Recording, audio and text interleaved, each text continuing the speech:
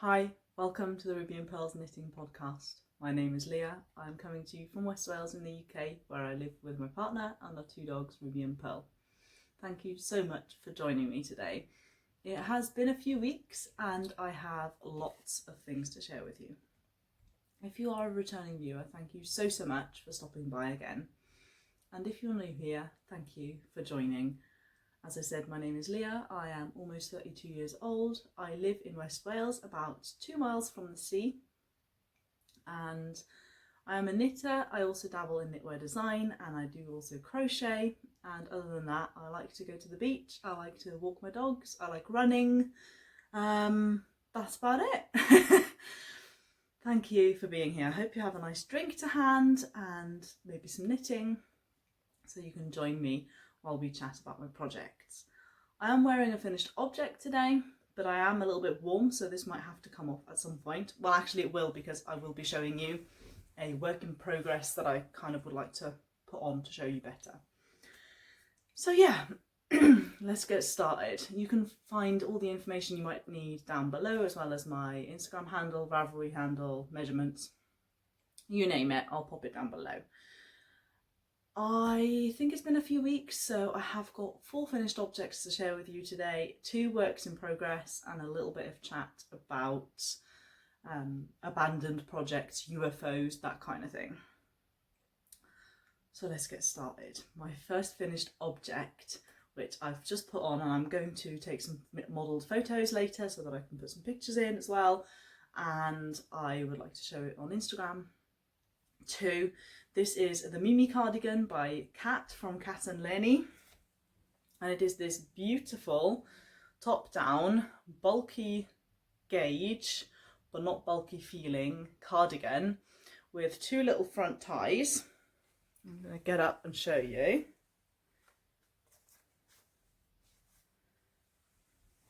It has an oversized feel and the sleeves come about to mid hand, which is a lovely length. It is so fluffy and I absolutely adore this cardigan, but it is the wrong time of year right now to be wearing it. Today the weather is actually a little bit iffy, so I am able to put this on without feeling like I'm gonna, melt immediately. I need to preface this as well by saying that the yarn for this test knit was sponsored. Do you know what? I'm very chaotic, aren't I? I should start off with, this is a design by Kat from katandleni. It was a test knit. I test knit this cardigan and the yarn was very kindly sponsored by Mode at Rowan. So thank you so much, Mode at Rowan. I'll put add gifted on the screen as well so that everybody knows I did not pay for this yarn. I'm not being paid to talk about it either, but I used and received their softest alpaca and their alpaca haze in the shades Bliss and Capri. And they are ever so slightly different, so there's a tiny bit of marling, but it is quite minimal. And this yarn was beautiful to work with. It's really lightweight, it's really airy, it's really fluffy, and it's extremely soft. So I'm very happy to have had the opportunity to work with this yarn, and would definitely recommend that you try this yarn out, especially this combination. I think the alpaca haze, which is a lace weight yarn, has given the softest alpaca a bit of structure. I have a feeling that the softest alpaca might be slightly fragile on its own because it's so lofty and soft. But yeah, I'm very pleased with how this turned out. I am not 100% sure when the pattern will be coming out yet. I think Kat is currently going through a home renovation as well as designing and everything else, so I'm not 100% sure that she's set a date yet, but once I know I will absolutely let you know as well. So yeah, Mimi cardigan, beautiful, oversized, cozy, and I cannot wait to wear this more in winter. I'm going to take it off because it is officially too warm, and maybe I'm the only person who takes cardigans off like this. I rarely actually unbutton or untie, in this case, a cardigan. I often just chuck it off as I would with a sweater. So I'm just going to pop it over onto my bed and let's move on to the next thing that I finished. This is a self-drafted pattern that I showed you in the last episode that I loosely named the crisp sweater, but it doesn't really have a name. And at this point, I'm not entirely sure that it's going to be a pattern either. I've had a few issues with this design. I have knit this twice now. This second sample is in King Cole Orchard in the shade Honeycrisp, I think is the name. And it is a top-down raglan in a DK weight featuring a V slit with double knitting. And it has balloon sleeves and a gathered cuff. And I've attempted a hem that doesn't look like it's going to roll too much, but also doesn't look like proper ribbing. So I think I did 5x1. Yeah, 5x1 rib. And it rolls ever so slightly, but not much. So that worked out pretty well because I didn't want the bulk of a fold over. So this is like folded over and it's folded over there as well. I didn't want that bulk at the bottom. So that's what I went with. Unfortunately, I'm going to get up and show you this. The sleeves turned out too long. They blocked out quite a bit in the wash. So if you look at this, you can see that the sleeve falls over the top of the cuff. So I think what I would need is about an inch less in the sleeve length. But that's not the only problem in this sweater. I don't know what happened here, but I feel like the yarn isn't very even right around here, which is a really focal point of the design. I'm going to come really close and show you.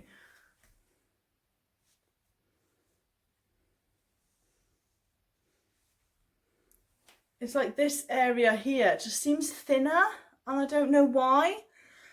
And at this point, because it's already a second sample, I've fallen a little bit out of love with this pattern, to be completely honest with you. I'm not quite sure I'm going to develop it in any way further. But I'd love to hear your thoughts on this, because I did put a lot of effort into this. I think the shaping is really nice. It sits nicely on the shoulders. There's short rows that come to here, or that, rather that start in the shoulder. So this bit here is shaped as well, not just this bit here. So I thought that was really clever. So there is a lot of thought that's gone into this sweater, but I'm just not 100% sure I want to develop it any further. And I'm actually going to go off on a side tangent here, because it makes more sense to talk about it now rather than at the end, but skip ahead a little bit if this isn't of interest to you. I recently released my dress pattern, the Lakeside dress, and I've been doing a lot of thinking about summer knitting in general and designing as well. For those of you who might know or don't know, a couple of years ago I released my first designs and they did okay, and then I moved house. I had a lot of sort of life admin and I just decided it wasn't the right time to be designing, so I paused on my designing and just knit from other designers' patterns. And towards the end of last year I decided I would really like to give designing another go, and I thought about what my biggest hurdles were, and the number one thing that I could think of was the grading. So if you don't know, when you develop a pattern you start off by knitting your sample, taking notes, roughly drafting the pattern, and then you have to turn this pattern into 10 sizes if you want to be a size inclusive designer, which you should be. And that is a lot of work, it's a lot of maths, it's a lot of Excel sheets, and that is not my strong suit. I am capable of doing it. I've done it on 2 patterns before I took my break, and it was okay, but I put it off so much because I find it so hard and tedious, and I work a full-time job, so I would wind up grading on my day off and getting quite frustrated. And in the end I decided that the grading process was what was stopping me from actually wanting to finish a pattern properly. So I got in touch with my tech editor and she told me that she is able to do the grading for me. I can pay her and she will do that for me, and therefore I can basically outsource that work. And as far as I'm aware, quite a lot of designers do that if they don't enjoy that part, and if it's, you know, if they're able to financially afford that. So I decided I was going to give that a try. Now I need to save my Mimi cardigan from little paws that may be dirty. I decided to give that a try, and I released the pearly cardigan earlier this year, and I know a lot of things with the pearly cardigan were not very good in terms of timing. My test knit came out in December when nobody has time to test knit, and then I wasn't very good at getting engagement up on Instagram when I was due to release the pattern. And, you know, being completely transparent here, the pattern didn't do very well, and the cost of the tech edit was much higher than my previous patterns because I had paid my tech editor to also grade.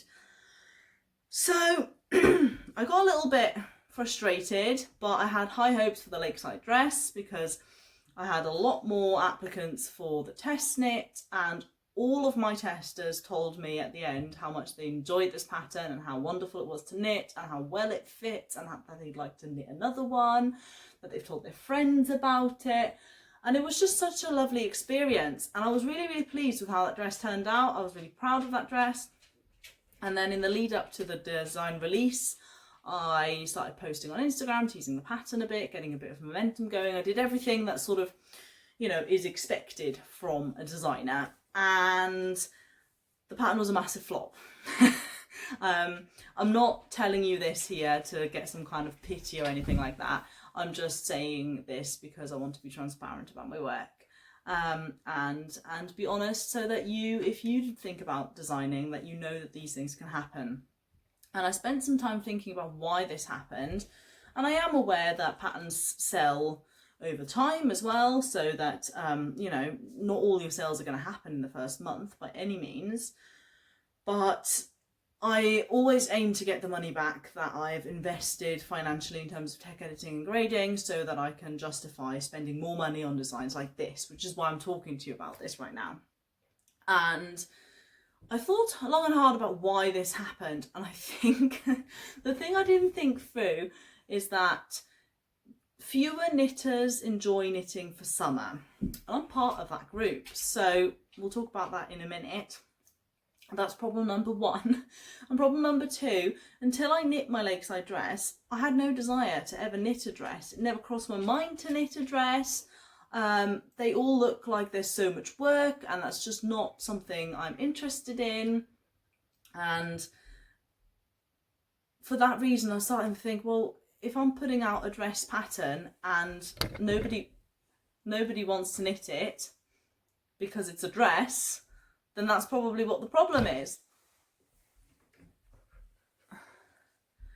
So unfortunately, I put a lot of hope into that pattern, and I probably shouldn't have, because it is a more niche pattern, if that makes sense. I think, especially if I look at what kind of patterns I purchase, the top sort of most purchased patterns are sweater and cardigans, followed by probably accessories, followed by knitted tees and tops, and at the bottom would be like things like dresses or blankets, things that take a long time, that are a bit more of a considered purchase. And obviously, because it was more of a process and more costly to create, because my tech editor puts bust shaping in, which is wonderful, and all the testers really appreciated that, I had to charge a little bit more for the pattern to make up for that difference. So anyway, all that to say is that I need to think a bit more hard at this point in time when it comes to my designing, whether I'm going to actually develop a pattern into something that you can purchase, because there's so much work that goes into it and so much money that goes into it.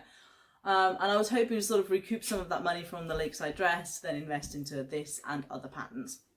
And that hasn't happened.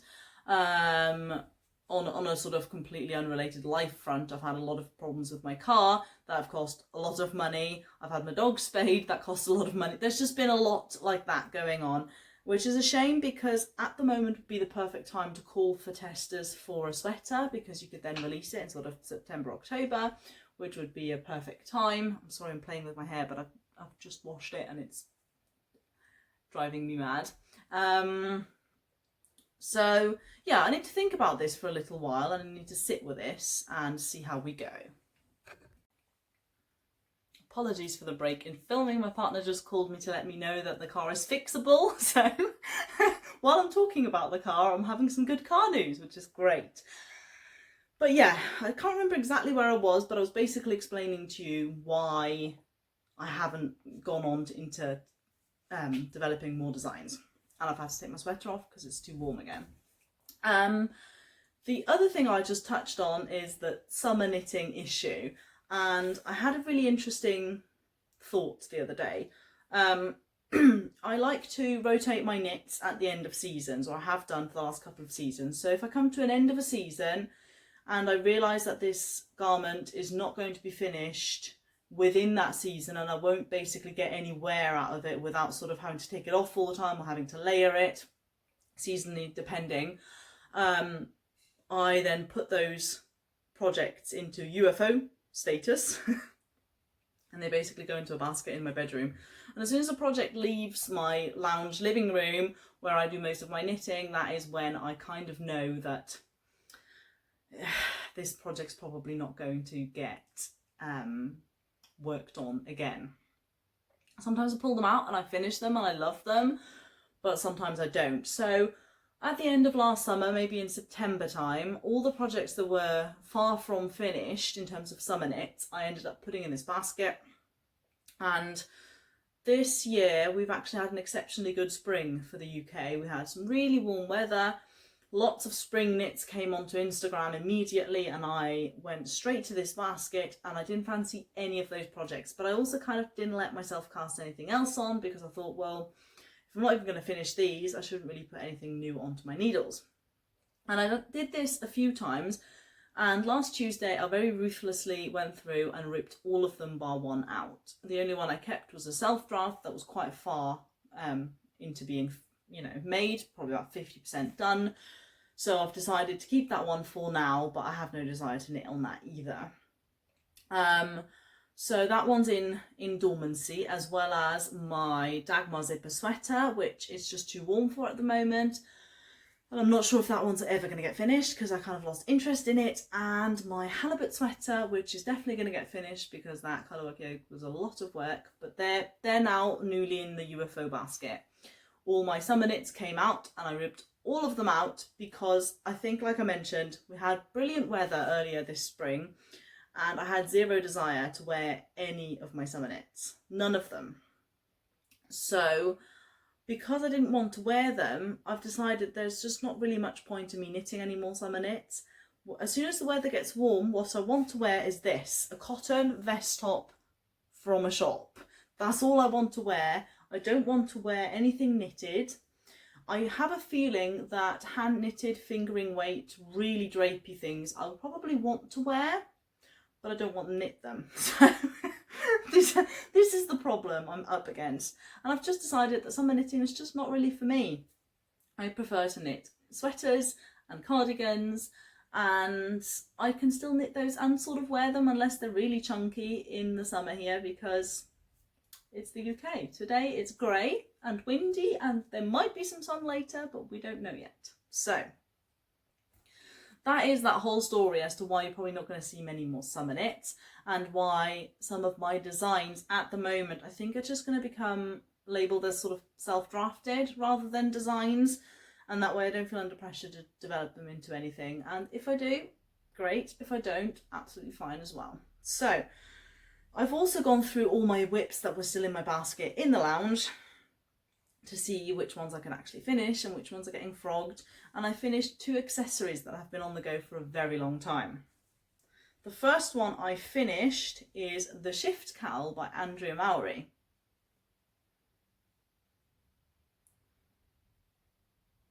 This is a sport weight pattern. It is a cowl. So I'm going to pop it on and show you how it's worn.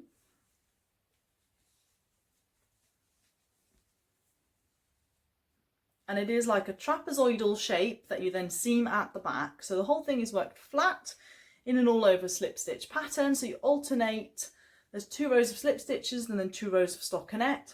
And I think the original sample was made in Spin Cycle Dyed in the Wool, which is like a Barber Polly colour changing yarn. This is a very good dupe for it. It is called Shopple Volle Edition 3. and loads of people have knit this with this yarn instead. And I found this exact colour sample on a website from a yarn shop, I believe, and I really wanted to knit exactly this colour, so that's what I did. And I used the shades Bluish, which is the blue one, Beach Cafe, which is the one with lots of sort of yellowy sandy colours, and Ipanema Beach, Ipanema, something like that, a beach, which is the one that has the most orange in it. And when I look at it on screen, it looks really nice, and it looked so beautiful on that photo. And I think the reason I stopped knitting on it is because I don't like it. I just don't like it. I don't like it for me. I don't like all the yellow in it. There's just so many things. It didn't turn out how I had imagined at all. I don't know if there was a bit of a filter on the photo, because again, on screen that looks totally different to how it looks in real. Not totally different, but it has a different feel to it. So this is probably going to go into a basket of gifts, or I might give it to my local yarn shop to put on the rack to be sold. We will see. But I'm really pleased that I finished this and it's done now, because there are quite a few cuts in the yarn in this pattern, so I wasn't able to frog it all back and reuse the yarn really. So it was a case of just power through and finish it, which I'm glad I have done. The next thing I finished this morning, so it's unblocked, and it is my Musselburgh. So I had a couple of Musselburghs on the go. I recently finished one. This is my second one that I cast on last winter, and I decided to make one without a folded brim. Just a simple beanie like this, because I thought I've got a lot of really warm hats and I would like one that's less warm, that's just to throw on in between seasons, maybe to keep in the car, so when I go to the beach, if it's really windy, I can pop this on, because I have this pretty annoying problem that when the wind picks up I get really bad earache, so it's nice to have something on hand. And this is the Musselburgh by Isolda Teague. I'm sure you've seen it loads of times in all kinds of places. It is a long tube that you cast on using a pinhole cast on. You then increase in 4 places. You can see an increase line there. I'm not holding this very well, am I? There we go.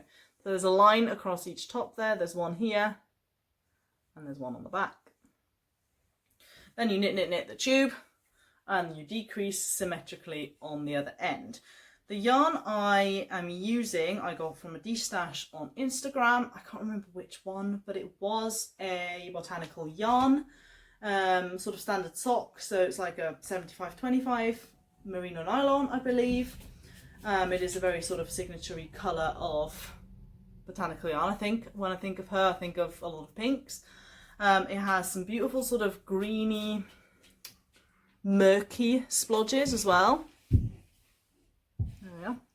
That are really, really pretty. And I really enjoyed this pattern. And then I tried it on. And I haven't blocked it yet because I wanted to show you on the podcast. But I popped it on and I felt like one of the sea swimmers locally. So I recently joined a group, very loosely joined a group of sea swimmers. And I didn't go today, slight side tangent, but basically there's this organisation in the UK called the Blue Tits, and you can go sea swimming with any of these groups. They happen all over the country and they have different days of the week when they go swimming, and I joined the ones near me. I went the last 2 Sundays. I was going to go today, but it's quite windy, and I had this very good idea of checking whether there's a live sea camera, a local one, and there is one in the pub at the bottom of the hill that oversees that beach where I've been swimming, and you can check what the sea looks like live. I think it's mostly meant for surfers, of which it's not a massive surfing area, but there are the odd people who surf. And I checked and the waves looked really, really high. I'm not the strongest swimmer and I don't want to be a burden on the other swimmers, so I didn't go. But all that being said, one time when I went, there was a lady who was wearing a swimming like cap, And when I put this on, I feel like one of those people. So I'm going to put it on just for you so you can have a laugh.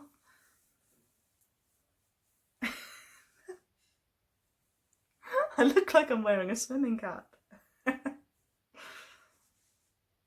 It's doing weird things.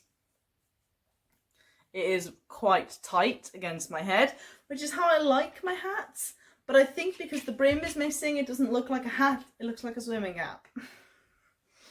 So we will see whether this gets worn, whether this gets destashed, what is going to happen. It's hopefully going to change a fair bit after blocking.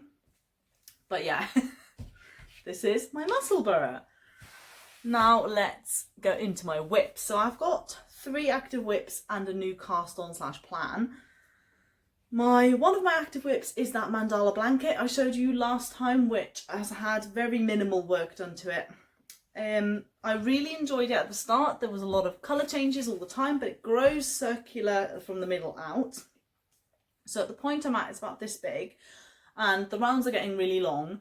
And then I've really stalled because you had to pause and make 15 flowers to be attached later in this next section.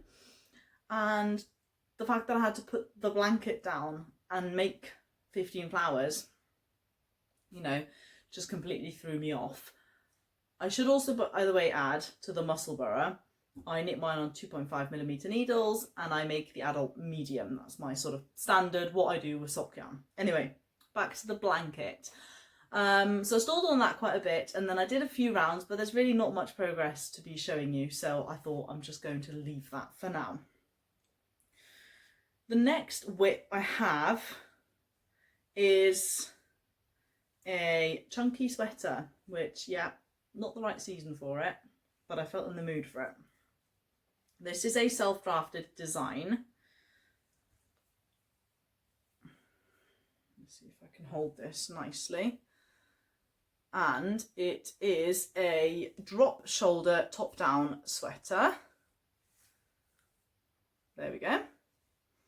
And it features this I-cord line that runs along the back neck like that. You can see it there. But then it tilts forward and runs along the front. So when you're wearing it, it sits somewhat like this, and you can see this line. And that worked out really well. The only problem I had was that this neckline, the way it sits, is kind of all on the front and not the traditional way of like this. So it kind of, when I hold it, it has to sit like this, and I'm not sure how I feel about that. It does mean that this comes up really nice and high on the back. So when you're wearing it, it's fine. I think for flat lay pictures, it's a bit weird. But I can't just shift it in any kind of way, because if I line up the needle at the bottom, front and back, that is how the neckline looks. So let me know if this is weird. But I really, really enjoy knitting on this. It is a lightweight, fluffy, chunky, warm sweater with just a little bit of detail on the shoulders here, and I thought that was quite cute. I am using Drops Fiesta in the colourway Rainbow Sprinkles and Drops Alpaca Silk. I believe the shade is either cream or off-white, one of the two. They were on sale on Wool Warehouse recently, so I purchased a sweater quantity. It was very inexpensive, and I started knitting this, and I fancy turning this into a sort of a beginner-friendly drop shoulder sweater design, maybe with a tutorial video or something. So that was kind of my plan, but at the moment I'm not 100% sure if I'm happy with it. I think this is the kind of design that has to be almost completed before I'm completely sure whether I want to develop it into something. It could well be that this is just going to become a cozy sweater to wear around the house and out in autumn. And it doesn't have to be a design, right? Not everything that I draft has to be a design, but just look at that colour.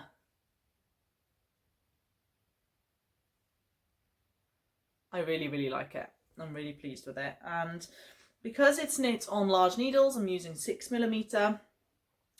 It hurts my hands a little bit to work on it too much, so I don't work on it all the time. But that is currently my mindless knitting project. I'm going to show you my slightly less mindless knitting project next. So I'm going to try to leave the balls in the bag because it has 4 balls attached. This is my next design, and I'd really like to develop this into a design because I think it's really, really cool. So this is a contiguous shoulder sweater design. I'll show you the back. You start off by knitting this little piece here. I think this is called a European shoulder, English tailored shoulder. There's loads of names for these sort of different constructions and I find them really confusing to keep track of. But you basically start with a little bit of the back. It's curling a bit there we are. You then pick up these little bits of the front. You then pick up the sleeve and then you just increase on the sleeve and eventually you increase like a raglan down here. All of that you are doing whilst doing a slip stitch pattern and striping with this design. So the slip stitch pattern is so easy. All you do is you knit 5, you slip 1. On the following row around you knit / purl all of them. That's it, that's all you're doing. There's nothing else happening, it's not difficult at all. And you're changing colours throughout. So I'm gonna see if I can pop this on just to show you how well this kind of construction fits on the body. I had to add the collar just to be able to show it better, but look at that, look how nicely that fits on my shoulders. And it's such a fresh, nice colour palette as well.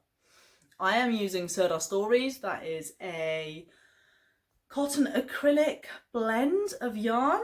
It is really soft, really lovely to work with.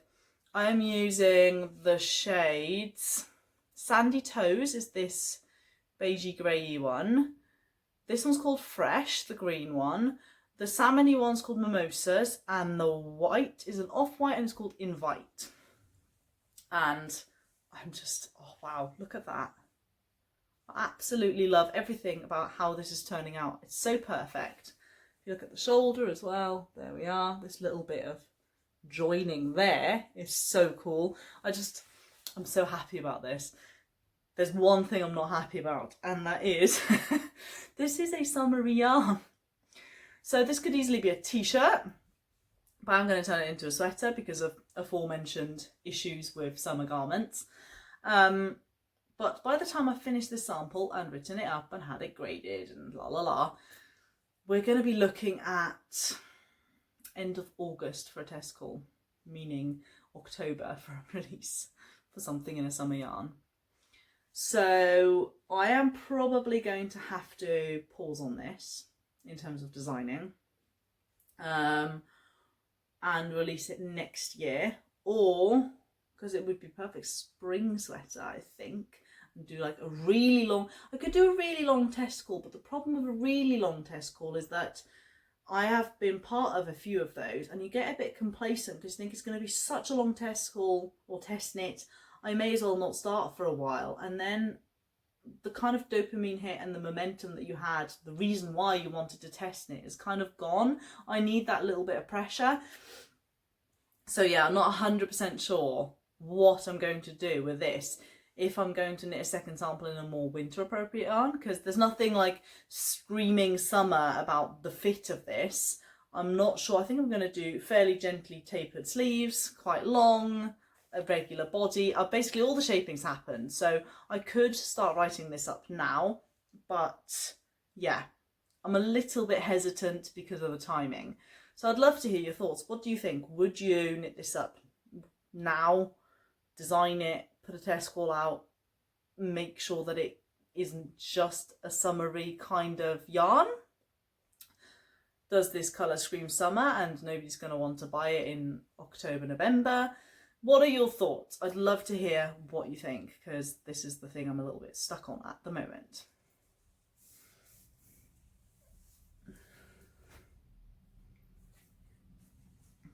Okay, so this is my, as I previously mentioned, the other pattern was my mindless knitting because it's literally just stockinette. This one is my almost mindless knitting because every other round now I have to knit 5 slip 1 and just pay a little bit of attention. So I have those two, and I have the crochet blanket which sits at the bottom of my massive basket, and that gets pulled out as and when I fancy it. So sometimes it's nice to have one more project that's a little bit more involved. So I'm going to show you what that's going to be now. And I just have a swatch because I'm about to cast on properly. I'm a minimalist swatcher, but you can kind of get the idea there. This is King Cole Linendale. It is the kind of equivalent of Drop Spell, Sanders Garn, Lena. They all seem to be very, very similar. I've not worked with this before. I bought it in the same D-stash as I bought my Musselburgh hat yarn, so really, really happy to get to start using those. And I am test knitting the lace tie top. I think that's the working title for Kat from katandleni again, who the Mimi cardigan was by. She teased it on Instagram a little while ago, and I put a comment and said I would absolutely love to knit this. Can I please test it? And she reached out when the pattern was ready and said, would you still like to test? And I said, yes, please. And it is a summer top. So all the ramblings and all my musings on how I feel about summer tops, and now I'm knitting a summer top. However, this could be a long sleeve top if you wanted it to be. So it could be a bit more transitional.